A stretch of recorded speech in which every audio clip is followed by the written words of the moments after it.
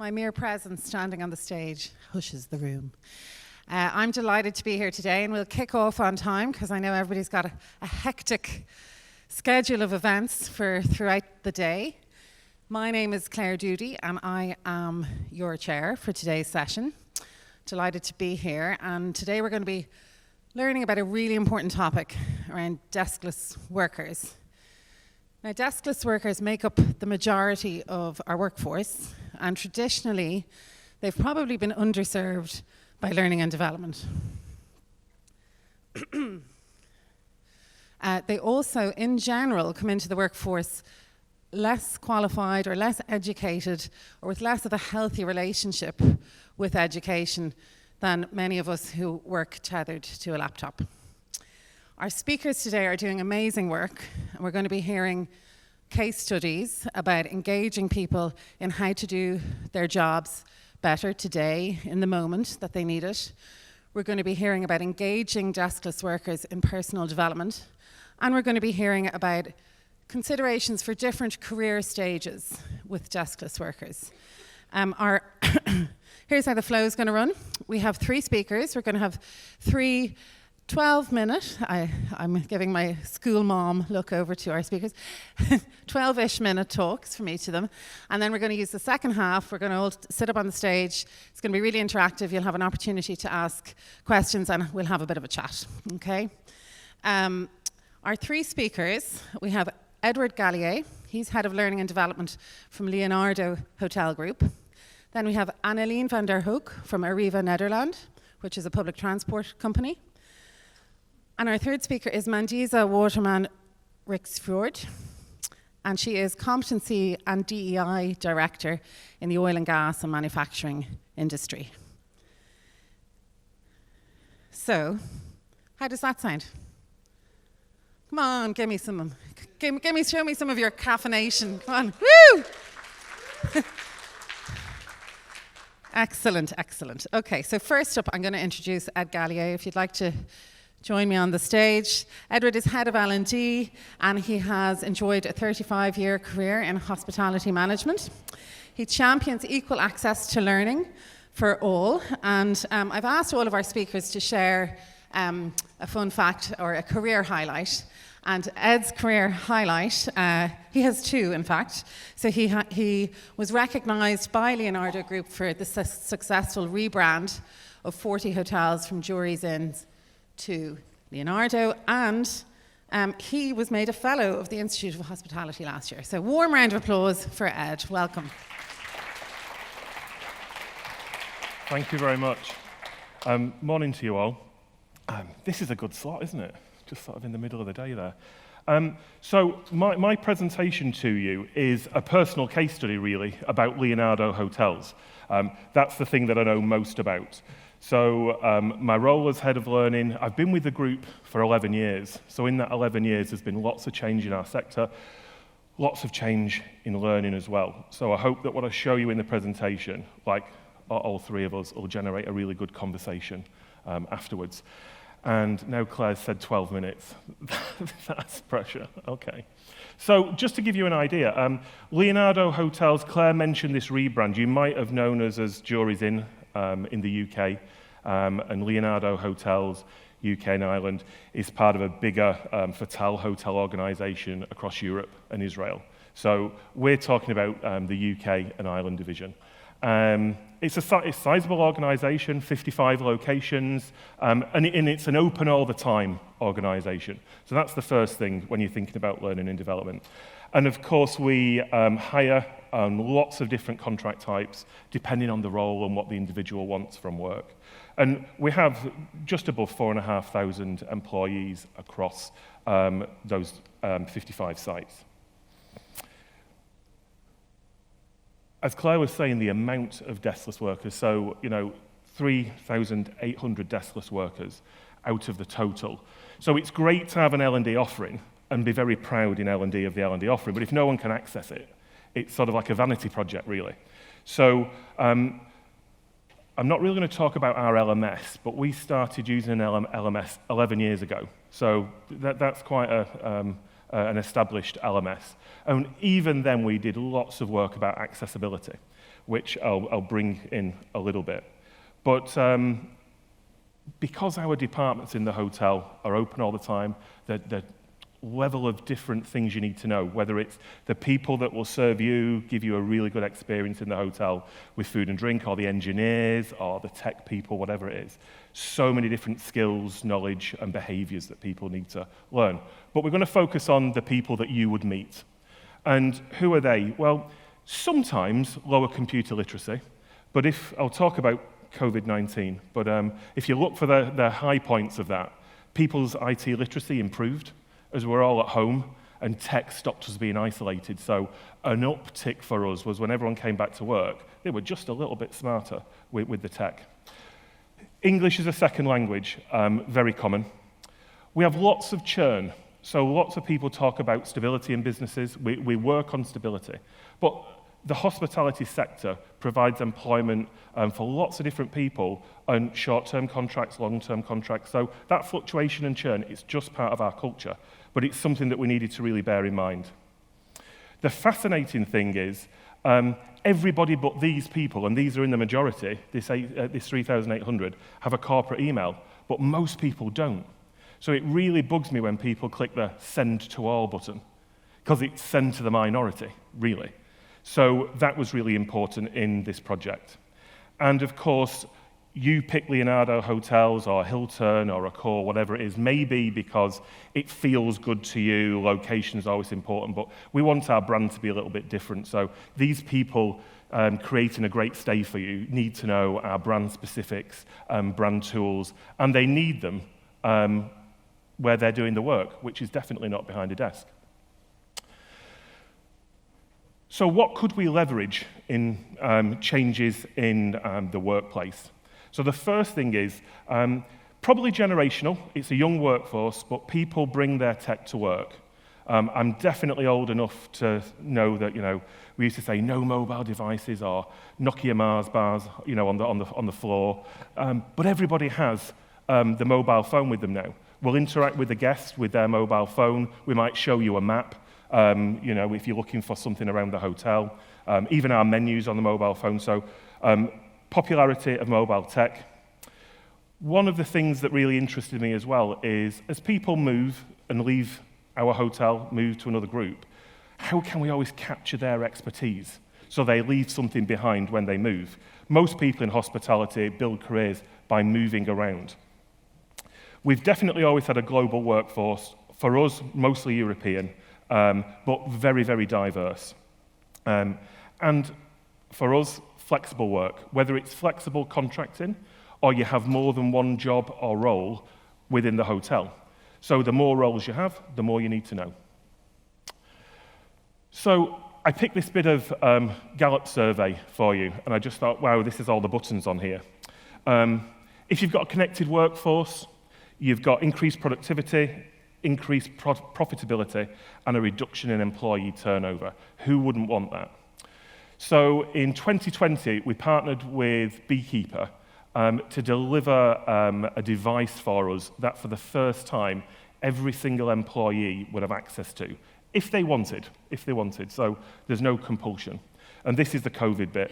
I keep promising I'll never mention this again because it really nearly finished our sector.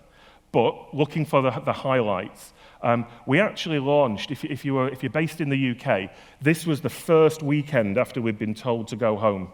So I was in the spare room at home trying to see how many people would log on to what we call the Lee app. Beekeeper became the Lee app. And as everyone was walking out of the hotels on the Wednesday being sent home, everyone got a QR code on a piece of paper going, see you in about a month, we think. But, log on and see what's going on. So years later. So we launched it. Everybody in the European division of our company was going, no one launches tech on a Saturday because there's no support, and you won't need it because no one's at work. And I was just a bit stubborn, really, and launched it. But it gave Beekeeper, the Lee app, a really good reputation. So through adversity, it really became a trusted source of information while everyone was apart. We would play games, we would set challenges. We wanted to be the source of truth as well. So for the company, go to the Beekeeper Lee app. because don't listen to the gossip, this is what we're telling you. And we came back from the pandemic with a reputation, so the brand, the Liap Beekeeper, had a reputation in the company that I wanted to leverage in L&D. So we're in work, and this is just a little example of, from day one, we have an induction process called Belong, and we started to modify that now we had the Liap. So as part of the welcome and orientation on day one, you're shown how to access Liap, mostly on your own device. It's built for mobile first, but it's also web-based as well through a browser. So whoever's inducting you and orientating you would show you about the Liap. And then right away, that gives you access to our LMS. So that's where all our data, all our L&D legacy is. So that's really important to us. But also, you can speak to every single employee in the company on that device. And you can't do that in any other platform. In Outlook, in Teams, everything is linked to your grade, if you like, in the workforce. So Beekeeper became Liap to us, and we created our little logo there. And we started to look up, how are we going to leverage this? What can it do for us? So for the first time, 100% of employees, if they choose, so really we're trying to build a following so you want to, can access the content that's on there. It's mobile first, but I think sometimes employees are skeptical. Are you tracking me? If I download the app, will you be following me, all the time? We did a pilot with some geofencing at one point. So when you approach the hotel, your mobile device clocked you in for your shift. And that sort of didn't help in the, you definitely are tracking me though, aren't you? Because as soon as I walk in the hotel, I'm clocked in. So we do have a percentage of people that even on their mobile device use a browser. So they're not using the app. So that was important. We have loads of people using their own device, but way back 11 years ago when we launched the LMS, I was really keen to buy some Samsung tabs. So in the hotel, every department has reasonably cheap Chrome accessible tabs. So even if you don't want to use your own device, you can get onto all our platforms. But people bring their own tech. We're really lucky. We have free fast Wi-Fi for the guests. We ride on the back of that, so that's great. And an absolute boon for that, English is a second or third language, inline translation in most of the areas of the Liap. And that was almost like, nice to have, very inclusive, but it's game-changing. It really is game-changing. In terms of the communication in the platform, we have a number of streams, or you can have chat groups. And from COVID, we were asking the team, what sort of things do you want streams about? So every hotel, most departments have a stream, but we also have lots of social content on there, which I'll show you. And that definitely blurs the line between work and home, but that, because of the 24/7 working patterns, that's common in hospitality. And you can opt out if you want to, so there's no forced social content if you don't want it. We have a WhatsApp-style function, end-to-end encrypted messages between departments and individuals. It's really great for open, timely sharing. So we all have a notice board, but there was an absolute horror of a story of somebody that would come in every week to see their roster on the notice board, to then just go home, because it was on the notice board. So now, even in the most basic of hotels, they're just taking a photo of the piece of paper and uploading the photo of the roster, but everyone gets the roster. It can be that low-tech in a really technical environment. And we can share, and everyone can share, text, image, film, or voice.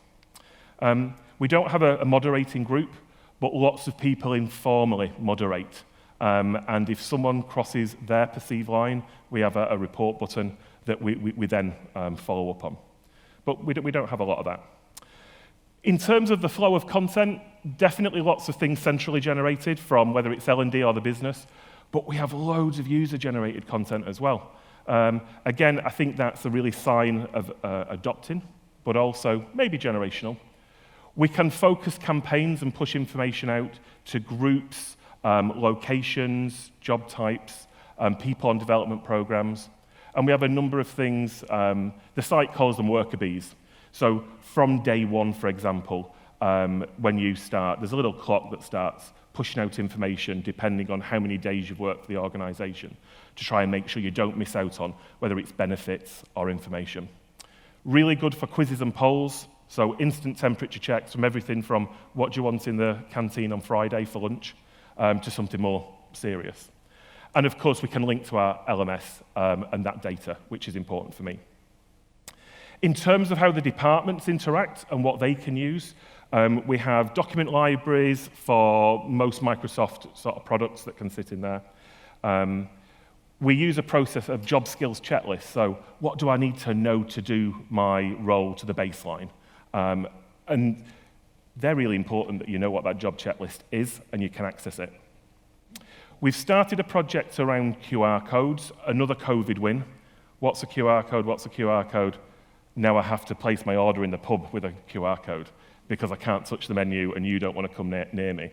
So everyone knows what a QR code is. So I've got a little bit of that to show you. And then also, because they can communicate with every hotel, we have lots of groups where a night manager, maybe from having 100 people in the hotel during the day, you're sort of down to about 15 people, and that night manager's going, the computer's gone down.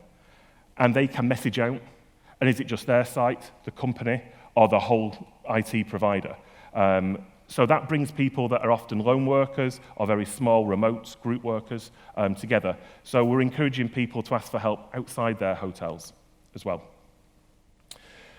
So I've got a few screenshots for you. This is the landing page, the home page if you're on the mobile device. Both simple and familiar. Sort of the streams here. So you can pick, we can push streams out and then you can decline them. We've got a little referral here, and then along the bottom, you can get back to the home page, you can see more streams. This is our chat, notifications, and a little bit more, some more of the tech stuff and the options, so you can personalize the app. And then this is part of the chat, so you can see it can be individual, and then lots of people on our development programs form chat groups as well. So the key thing, and maybe that's the hurdle to get over, whoever sets up the group owns the group. And that doesn't have to be a manager. And if you're not in the group, you can never see what goes on in the group. So that was a little bit of a, really? But it actually helps with what they talk about in the group. And I'm sure not all of it is great or on brand, but it stays within the group. So we have the streams. Here's our list of streams. And just to sort of bring home the type of things that we have on here, our mainstream is called the mainstream, a day of a lack of creativity. This is the stream that everybody can see. And we'd post corporate stuff in here, but also everyone has access. Everyone can post. When we launched during COVID, it was sort of view only. And I was taken aback. I think everyone was quite stressed because of COVID, but there was lots of conversation about, you've taken my rights away, to talk. So Leo Cares, which is our charity stream, Fitness Fans, Book Club, Fabulous Foodies. This is a guy thrilled with a new pan that he's bought. Cats and Canines, don't ask.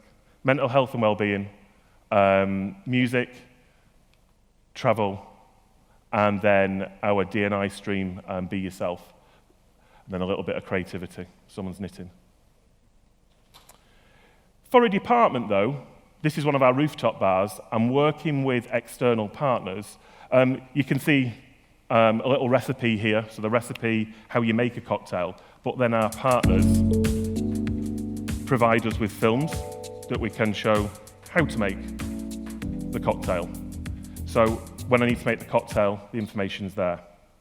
For me, this was the win. This is a document library, fine, it's PDF. But in the departments, we have these QR codes. You scan it, because this one might tell you how to clean the coffee machine. And then an employee has made a film how to clean the coffee machine. So as long as it's health and safety positive, it's not cutting any corners, that's a colleague I might be working with, and that's shared across the whole group, not just the hotel. So it's really great to get everybody involved. And then finally, we all want our learning to stick. And this is a campaign. So you go on the guest care program. Our mascot, Leo Bear, was on the program with you. And then because it knows you've done the program, Leo Bear will start chatting to you. And you will answer questions to see how much information was retained. It all sounds great. It's always an ongoing journey. You can see we have, of everyone offered, 84% currently from the other day have actually activated. Of that, 75% visit weekly. And this is the interesting bit for me, just how are you accessing? And there's a lot of this browser access, you know, on here as well. And we have a lot of voyeurs rather than contributors, but that's okay because they're getting the information from the site. Thank you.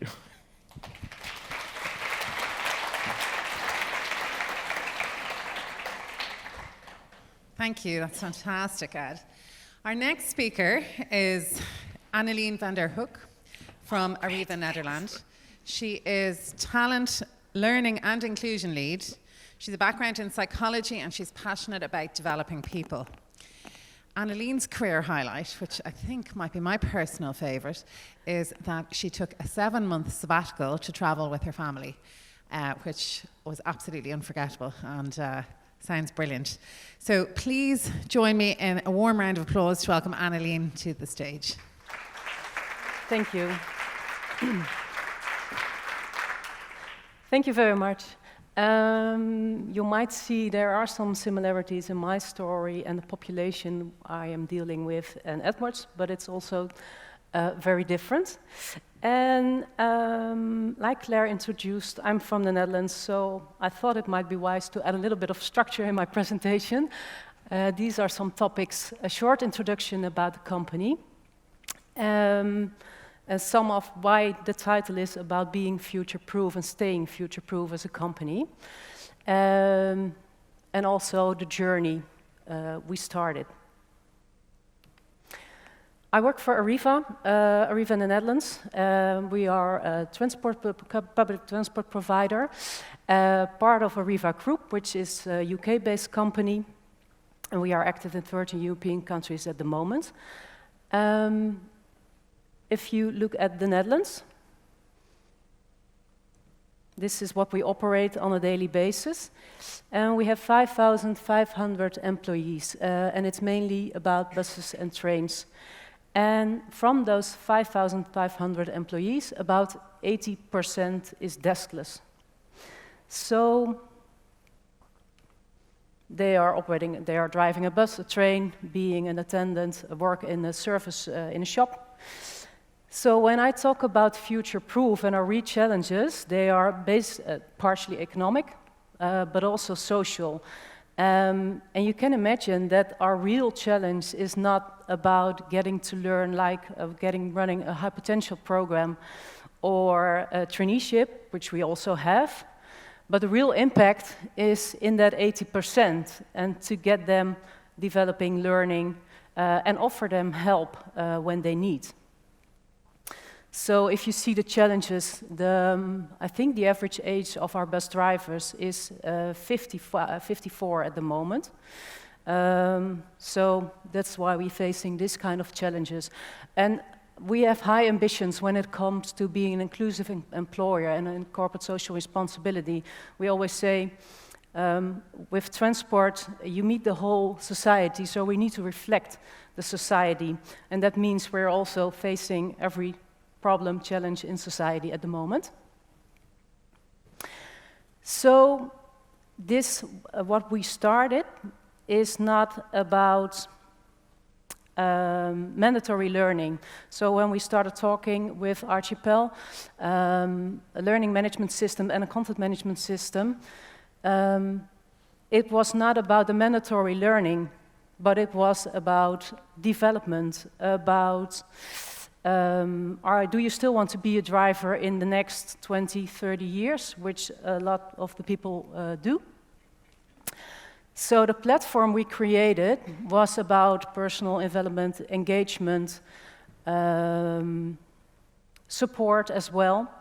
So it's we created like one online platform focusing on that personal development. So this is not about getting your license to operate as a train driver, because that's not in this part. And when it comes to an audit, we need to have proof, everyone has their license, etc. So you can enter the platform wherever you want, whenever you want. There are many interactive learning opportunities, but you can also subscribe for classroom training. And you will see later on that for this population, this might be the biggest challenge. But we also wanted to bring in like a vitality portal as well. So you can subscribe, for example, for training or learning an extra language. You can start a coaching session and subscribe for coaching or career counseling.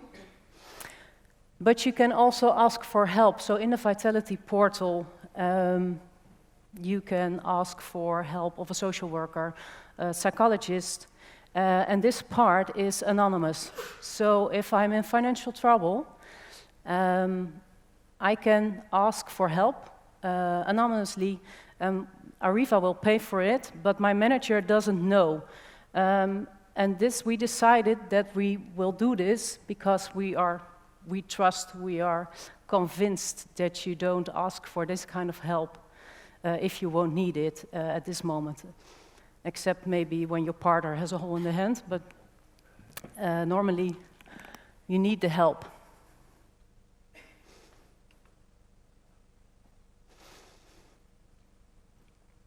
So for me, as a learning professional, of course, I had a lot of advantages of seeing statistics, getting to know what are the popular themes.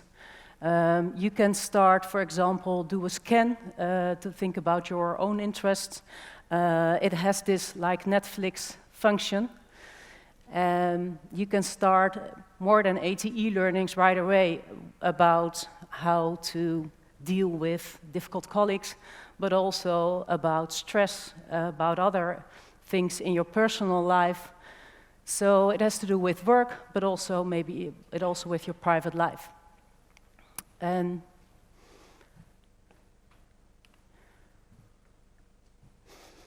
in the middle of the pandemic, we gave all our deskless workers a device, most of them a tablet. It is mobile responsive. And these are some examples in Dutch about the different online trainings. So when we launched this, the next question was how to activate them, because it's not mandatory. They can choose to enter the platform voluntarily. So we run a multi-channel campaign because you're on a bus and you get your coffee and then you go into your bus again. There is not much interaction between a line manager and an employee.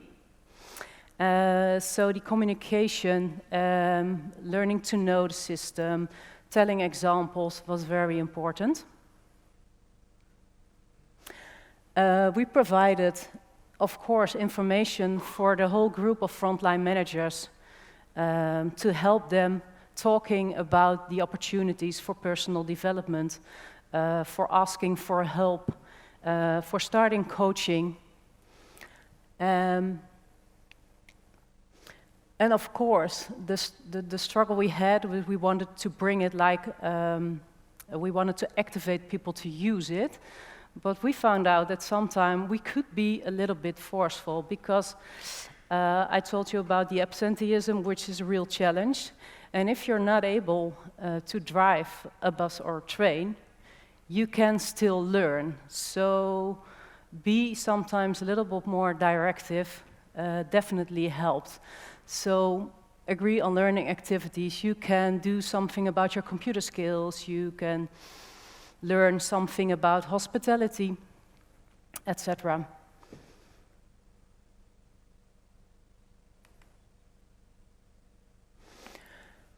And if I look at our journey so far, like I said, it was very challenging. We launched this by the end of the summer of 2020, in the middle of the pandemic, when we never knew how we could operate, what we did in the next day or the next week, how it was. So safety was our first priority for passengers, but also for our own employees.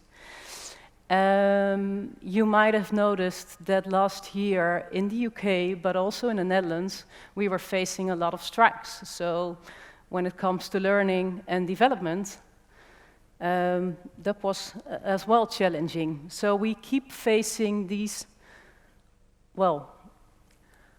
new challenges. But what we found out, for example, that focusing of connecting to the personal interest of our deskless workers really helped. And if I ask the question, if I'm in depot and I ask the question, what do you want to learn? They always tell me something that has to do with their own job. So it needs a rethinking when you say, okay, but there are other things to learn, and what do you do in your private life, and would it make you happy to, like I said, for example, start a language? So we found out that the popular suggestions were actually the personal coaching and the career scan, and it still is. And also, like I said, being able to ask for help, which might take much longer if you do it like on a personal basis outside of your work. And we found out we created a learning track, an onboarding track for drivers, where if you start within Arriva, you find all kinds of information about the company, but also at your work. And how does a passenger look at me, for example? Or we have different e-learnings, how to deal with passengers that used, for example, alcohol, drugs, how to deal with aggressive passengers. So stay connecting with their job, and at the same time try to get the minds a little bit open.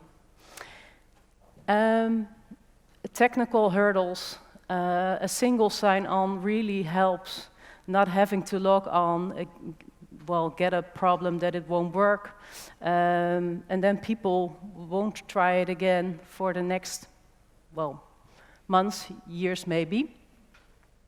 So I find out that communication, like only in the first half year, is not enough. We need to do it, and it won't work when I do it behind my desk.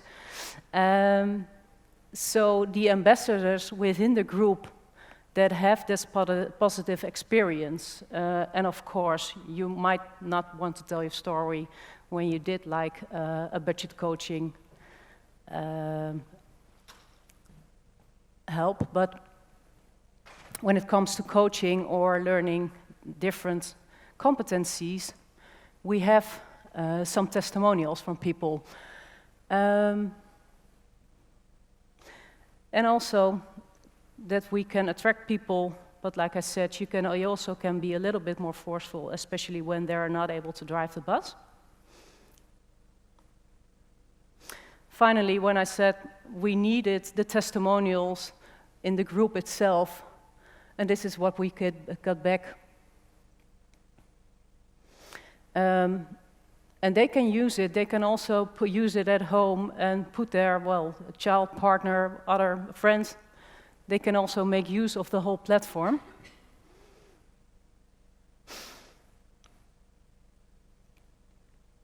So like I said, when I look at where we are now, this is, the main things that keep me going to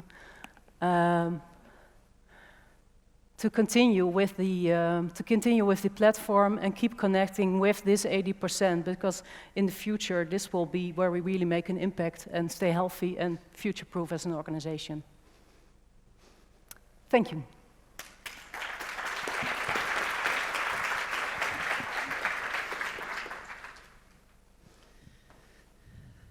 Thanks so much, Anneleen. Right, on to our final speaker before our panel conversation. I'd like to introduce you to Mandisa Waterman-Reichsfort. She's Competency and DEI Director from the oil and gas and manufacturing industries.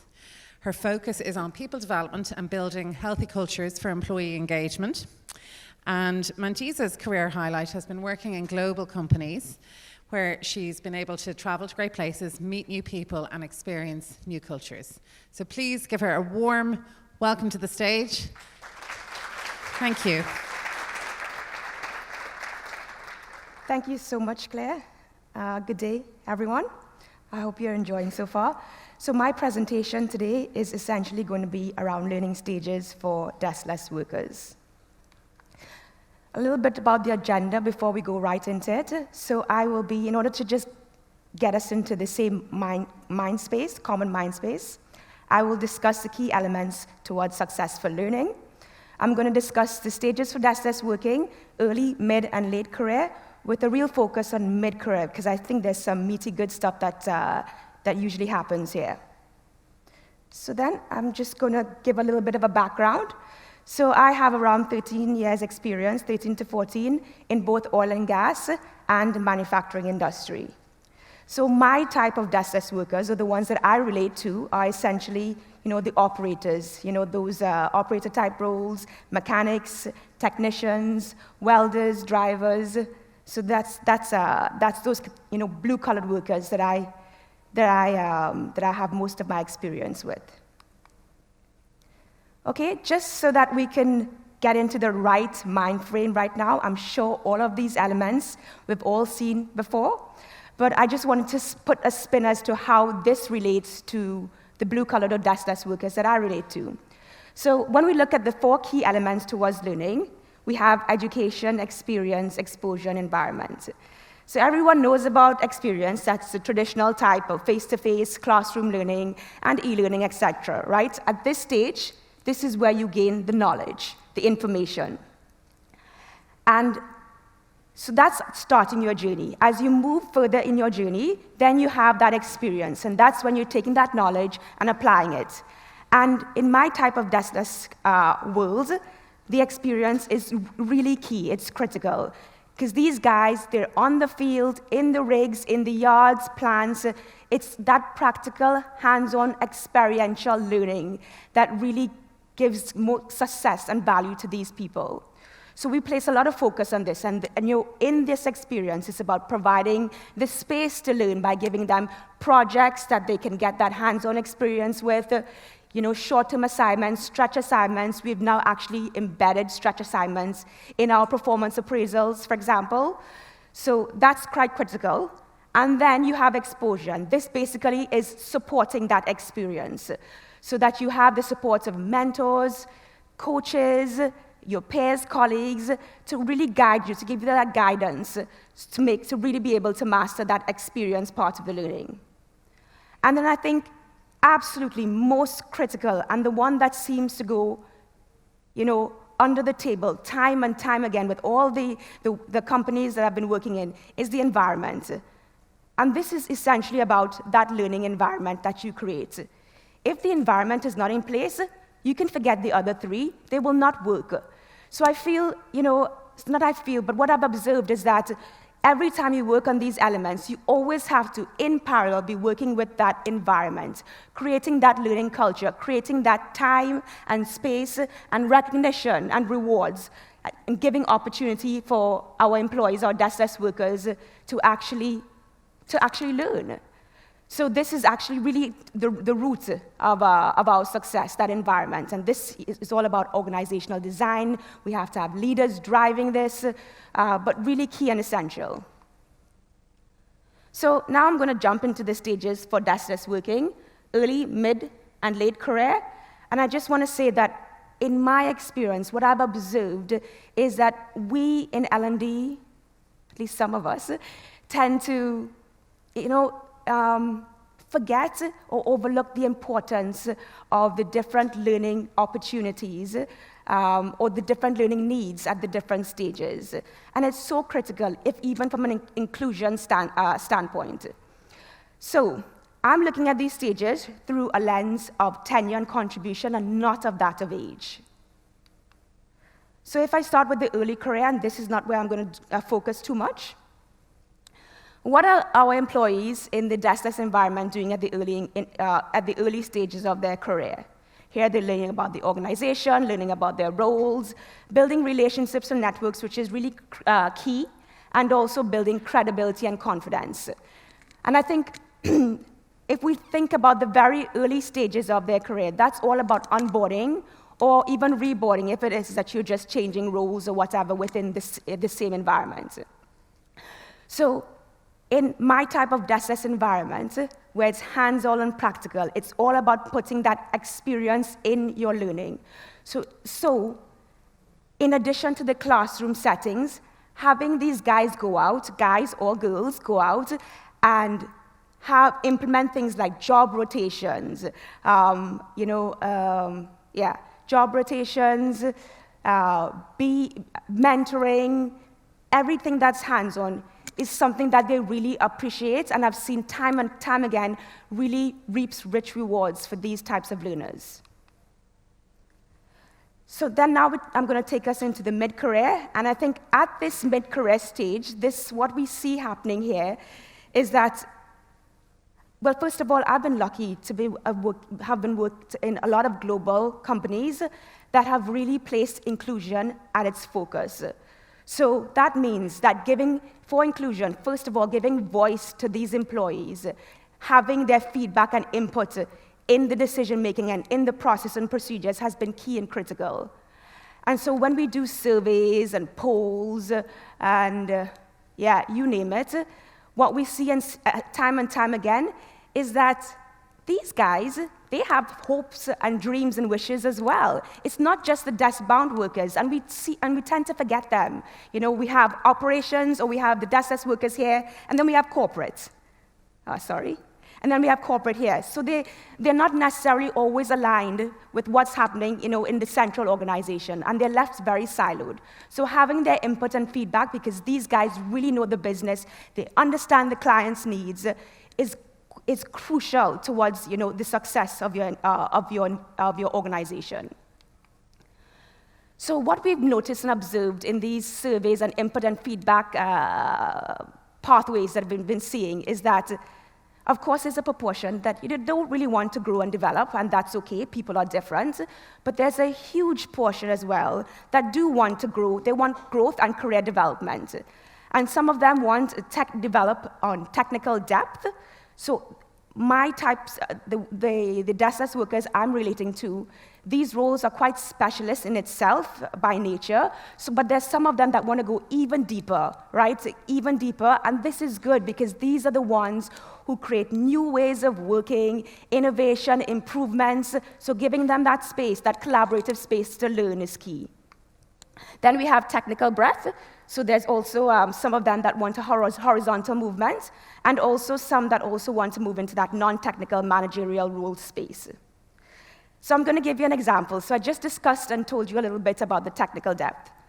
In one of the oil and gas industries that I've worked in, of course, we all know oil and gas, is not being phased out, but there's a shift now.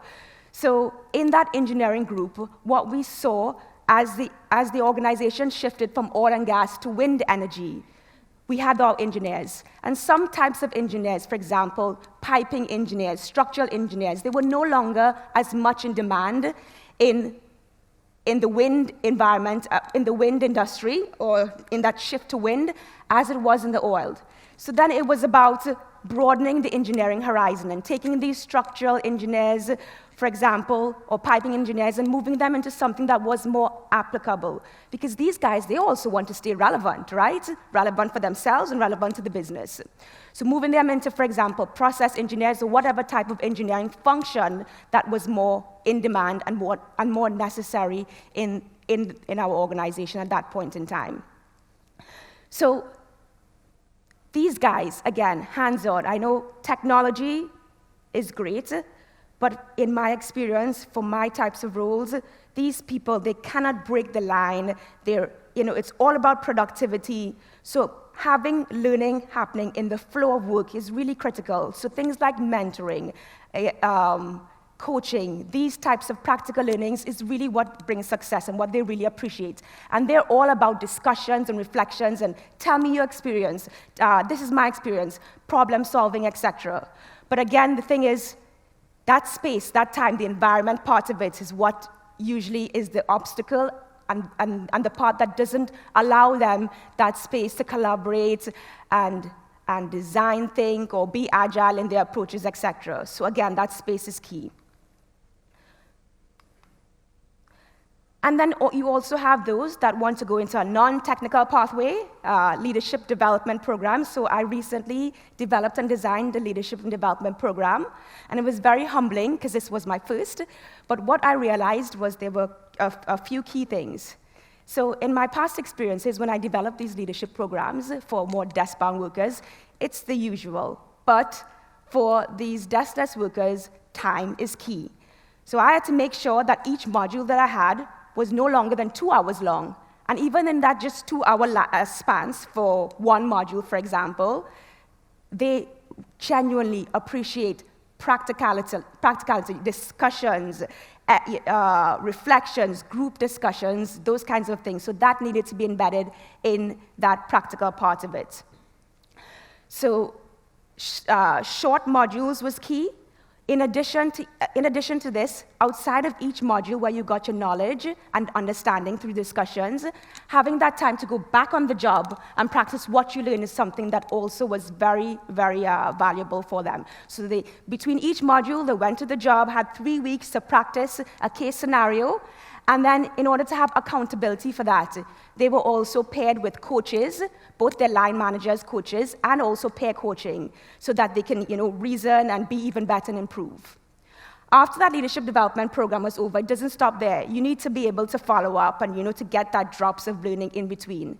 So I also designed a sort of a leadership network, which is basically gathering leaders across the plants, across the yards, to share experiences on different topics.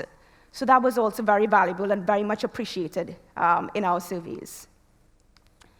In the late career, I think what we have realized is that these people, they're not like, non-ambitious, etc. These people at this point in time seem to really want to be respected and recognized for the work that they've done because they have a band of experience under them at this point in time. So it's about leveraging that experience, because we talked about mentoring, right? The early and mid, they want to be mentored. And then you have a lot of these late career people that they want to mentor. So pairing these up, right? Mentor versus mentees, so that you can have, that sharing of knowledge and keep that tacit information inside of the organization. This works well both for the individual and for the organization itself. Surprising as well, there are also a lot of employees in this bracket that also are very much interested in exploring new job assignments and role progression as well. So it's not all of them that just want to stay there and give. So it's about acknowledging these people as well and assigning and seeing how best you can leverage that experience and give them new opportunities as well. So just a little bit of examples as to how this was done. Again, mentor versus mentee. We also took those late career peoples and had them, create learning content, those who wanted to, guides, improve processes, learning content, etc. And some of them were also given stretch assignments. So I'm just going to go, just to wrap it up, as we all know, when we take this inclusive approach and really focus on the different stages, the benefits you have is more inclusion, right, which brings more capability. Then you have more contribution and engagement, which leads to better well-being. And this is actually a very sore point in my world of work, which increases performance and productivity. So I will end here. If there are any questions that we don't get to take here, feel free to contact me on LinkedIn, reach out, and I'm happy to pursue any sort of conversation after that. Thank you, guys.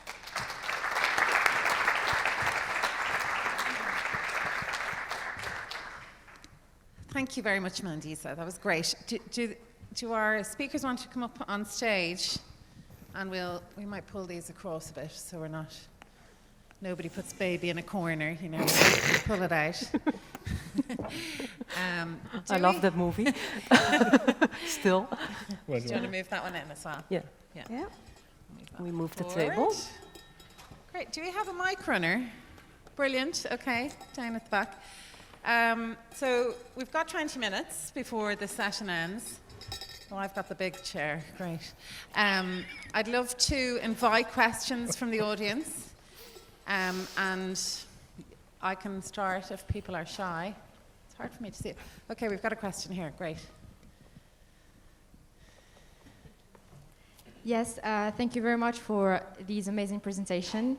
My question is for presentation number 1. So, my company, we have actually factories all over the world, and people do not have the right to work with their personal smartphone. So I was wondering if this kind of solution can be really efficient and benefit for our employees if they only have access to the computer, for example, 50% of the day because they are working in factories. Do you think it will be as effective as having smartphone always? So just to clarify the question, you're wanting to understand if having the offering available on smartphone is the best way to go rather than... Because I think that the solution is very efficient because people can have the application in their smartphone directly. But I was wondering if you think today that only with accessibility to laptops it can be also efficient or not. Okay. Do you want to take that out? I suppose for us the mobile is good because we're definitely not laying oil and gas pipelines. You know, we're making cocktails and serving food and checking people in. So there's no life and death situation here. So it was the accessibility. But if you're able to go into the back office and use a laptop, depending on your organisation, I just think it's you thinking, how can most people access the learning? So for us, most people are hourly workers, and you know we're a pyramid organisation. So sometimes it's also letting them know that they can do it, so they've got permission to do it. So if there's nothing else to do, they can break away and go and look at something. Sometimes on the guest feedback, when you're staying with us, you know, you'll see something and they'll say, you know, great, you know, restaurant service. Shame they were on their mobile devices. And I go, there were a piece of e-learning was being done there, you know, fingers crossed. So I think it's whether it's a mobile, a laptop, a desktop PC, it's in all that blend, can everyone touch something if they want to? And the manager, I think, still has to give permission because you've got people going, am I allowed to do this? Am I allowed to do this? And if you get people going, I can't get access to it, work with that and sort of see, right, how can we put that right? Yeah. And Annalene, from a device perspective, you supplied tablets to everybody. Did they also log in with their own, could they BYO device? Or? They are supposed to log in with their Ariva account. But of course we faced people who were, you talked about like distrusting your company. What can they see from me? Some people said it's not the most digital savvy like population, but we provided digital coaches just on the depots to help. And we also sometimes it was also what was in the advantage of an employee to say, because I could say, I can't handle the tablet, but when we did have actions where you could order free presents, e-bikes, etc., the orders were like so high that everyone was like really technical at the same time. So, but it takes time, and they need to trust that it's only in their advantage and that you don't like see any other information. Yeah. Great, thank you. Thank you. Would you like to comment, Mandisa? I think they've done a great job. You captured Yes. it. Okay, great. Let's move on to another question. Over here, yeah.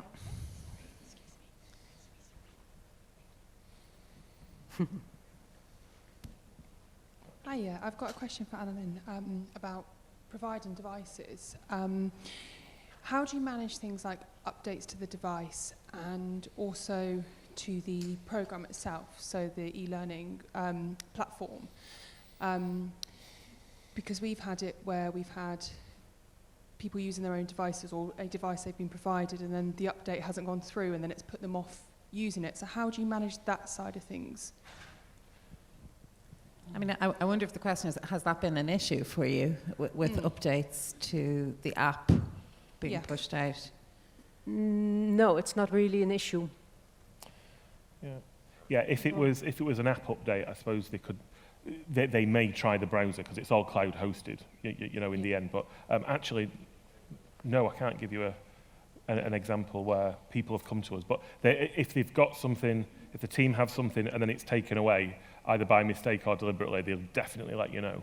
So if that was an issue, yeah, I would know. Yeah. So maybe the key is to have it on the web as well as yeah, and the platform keeps developing in our case. So sometimes we find out that that things work differently, etc. But we have a support desk, our own ICT, but also a support desk from a provider, and they can even offer people to help them through the platform. And well, within some weeks, months, we also have a virtual assistant that helps you through the platform. So when things change, they can ask their questions, etc. Okay, we have another question over here. Hi, thanks. 3 great presentations, really useful for my industry. I work for Hitachi Rail. We face very similar challenges to yourselves. I just want to ask what sort of challenges you might have faced from an IT perspective. So if we're talking about rolling out solutions that don't use a login, don't track our data, but have our intellectual property and have our software and information on there. How did IT take to that for the solutions that you've been able to offer? So from a security perspective, yeah, how your IT team supported or resisted, perhaps? Yeah. Well, in our situation, what helped me, because I'm a psychologist from a background, so when we started this whole project, we partnered our provider with our ICT department to make sure there weren't like any surprises when it comes to safety. And it's also, for example, the companies we use via the platform, so it's like the content management, our provider makes the appointments because about data safety, for example. So there is enough reason to be very careful when it comes to personal data, etc. What about in the Lee app for Leonardo? How did that? We did it with the IT function, but because it doesn't sit within sort of our systems and network, that suddenly gave a lot more freedom. So they were really good at looking at the credibility of the company we were using and their safety and their processes and their backup and that sort of thing. You wouldn't want to isolate them, because where they become very useful is all the little APIs to link all these things up. So their biggest fear is you go off and buy all these bits, and they're madly trying to make all the bits become a whole. So maybe a good few years ago it was great. This is outside the business. So when you would have your networks literally in the buildings, we don't need you now. We can do it without IT. But that's absolutely flawed. You do want those people, especially now, to compare different processes, but also for me, it's making everything link together. This magical API thing, Yeah. Thank you. Any more questions? How about this side of the room? Go. Oh, you've got one here. Okay, great. So presentation 2, you spoke about how people were using technology for learning when they were off sick and things like that. We've got in our industry sometimes resistance to technology-based learning. So people are used to more in-person, classroom-based experiences. So how did you work to create a culture where people were embracing learning on technology to a point that they were doing it when they potentially could have just been on sick leave? Well, it came actually in stages, because when we launched the platform, some people were reluctant to even use their Ariva account, let alone the Ariva a laptop or a tablet they were provided with. And it's patience and keep supporting them. And like I said, this platform is for them. It's not mandatory for them. So, like I said, we try to be sometimes a little more directing to start them with something, but that something could also be a training course, a classroom training course for computer skills. And where you're in the north of the country, we organize it in the north of the country with a small group of drivers, for instance. So we still see that, like I said, our branch is so regulated, people are in tight rosters. So like I said, the only 6% of people are the deskless people who take classroom training is very little. And of course, we hope to get it growing, but we see people take online learning. And of course, when I compare it with the group of corporate trainees, for instance, it's much higher. But we see people starting. And I also spoke to someone who said, yeah, I thought, well, I don't know, an e-learning, we'll see, but it was very smooth to go, and I just finished it right away. So, we work on the skills because we also say, hey, the world is changing, also outside your work. So it cannot always stay an excuse. And of course, we're there to help you. But you need to progress also a little bit to work with this technology. Can I just add something about the culture of learning? So one thing that I've seen with this culture of learning, which is an ongoing story, that commitment that you need commitment, and you need commitment coming from leadership, meaning from your senior leaders or all leaders, in order to be able to leverage any of these learning activities that you do.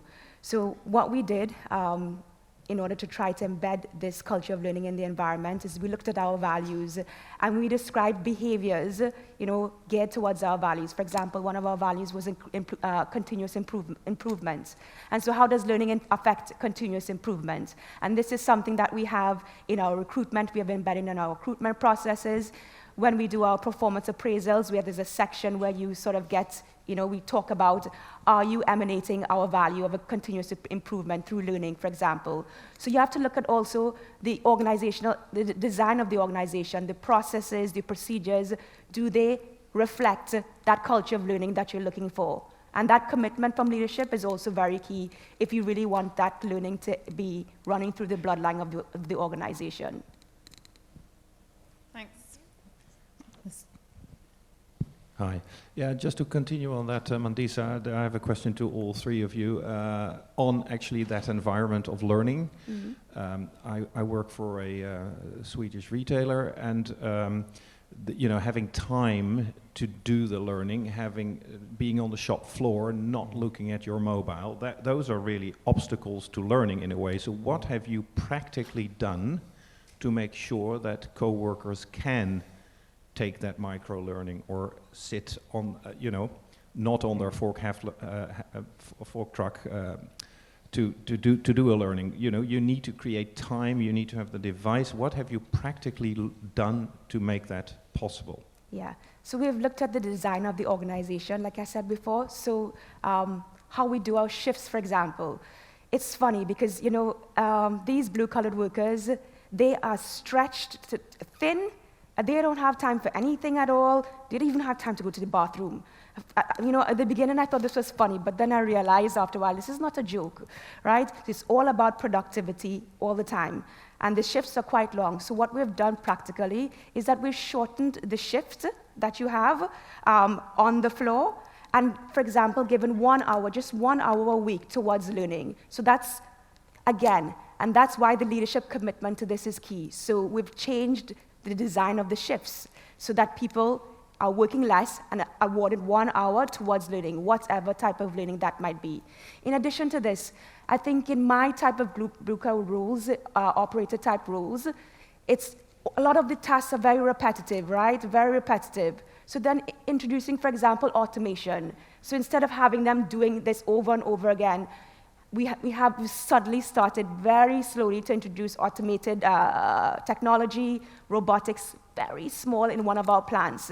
But then by doing that, you give people the headspace and the resting time to sit together, collaborate, being very diverse and inclusive in the groups or the learning teams that you have, to discuss and to design, think, and to problem solve together. So it's the design of the organization that you'll have to look at. And for us, we've started with the digital, automation, and also the shifts to be able to create that space and time for learning. Great. Anybody else instituted a certain number of hours? Or? I think it depends on what the colleague is learning. So a bit like the QR codes, it's definitely in the workflow. I've got a task, I don't need to know how to do it until I need to do it. But then the culture, the rostering, the human bit can't be taken away. You're really lucky if you've got a load of colleagues that are totally into self-learning and they just want to learn loads of things at work. So if it's prescribed learning, you've got to roster it. You've got to create a space where they can either take the tablet and sit away from the guest so the guest isn't impacted, or go to a space that's set up for the learning. So for a manager to go, you've just got to learn this, here are the links, click on. They're not going to do that generally because they like doing their job, and you might leave your team. So there's lots of conversation about if I go and do the learning, the team is stretched then. So there's got to be that human scheduling and coordination. But yeah, just the difference between something you do in the workflow and then something that's either prescribed, statutory, or for personal development. I'd just like to emphasize one thing, because I think it's been so valuable, that time for these blue-collared or deskless workers to rest, to sit down with others, whether it be on your mobile or just in learning groups, and to be creative and to innovate, with their colleagues, etc. It's mind-blowing. That just one activity has allowed us to improve our processes, find new ways of working. Of course, in these global industries, it takes a long time, but at least, every drop in the bucket counts. This is a marathon, it's not a sprint, right? So it's just to start and to create that space, yeah.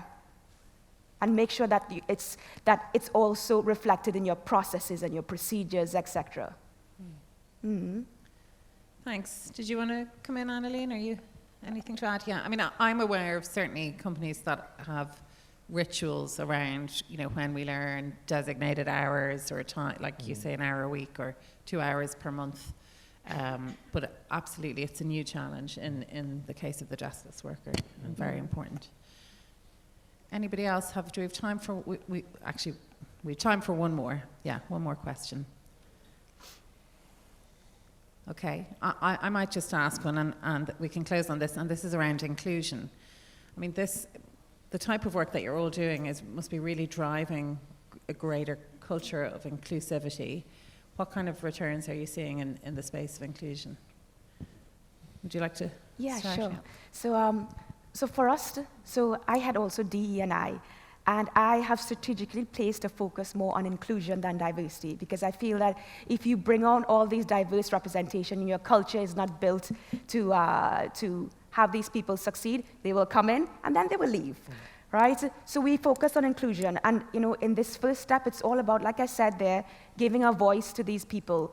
So bringing them to the table, getting their feedback, getting their input, and making them feel valued and recognized for their work. So we also have this recognition program as well for those that give the most feedback and input. And it doesn't mean that this is something that we will all take it, but then that they feel that, okay, that engagement and motivation, which also leverages great performance and productivity we see as a ROI of when we do include people on a greater scale.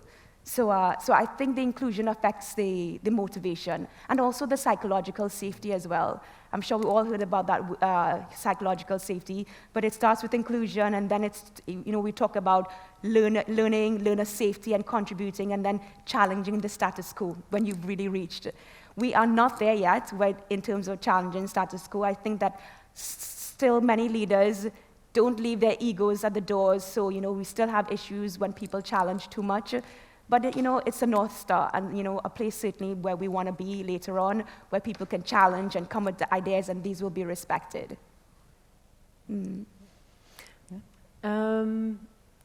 We've started with the Diversity and Inclusion Program in 2019, and the focus mainly was in that time on we need to have more women in the role of a driver in management positions. And we still have these KPIs, but it's, I found out with a platform like this, it's more about giving equal opportunities to develop, like I said, for everyone. And then the impact in 80% of deskless workers is much more than only the workers with the desk, the managers, the specialists. So offering them the opportunity and being an attractive and inclusive employer on the one hand. So I would really love not to focus so much on like only the numbers and the KPIs. So the learning opportunities was the main thing. And of course, when it comes to the content, we also offer content about unconscious bias, about social security, social safety, etc. So it is in the platform to learn about, but the platform itself, we hope to become a more and more inclusive employer. So it's working on multiple levels for you. Last word to you, Ed? So we have the learning content, like Annalene was talking about, but for us, it's the communication, the visibility, especially in a smaller hotel, so someone can see a colleague on another site that's like them. And that's really important, whether it's in a formal way like the Leo cares stream, or it's someone producing the user-generated content, and you see more people like me, depending on who the user is, you know, and that's been really effective. Great, brilliant. Well, thank you to all our panelists. Thank you for being a great audience, and enjoy the rest of the conference.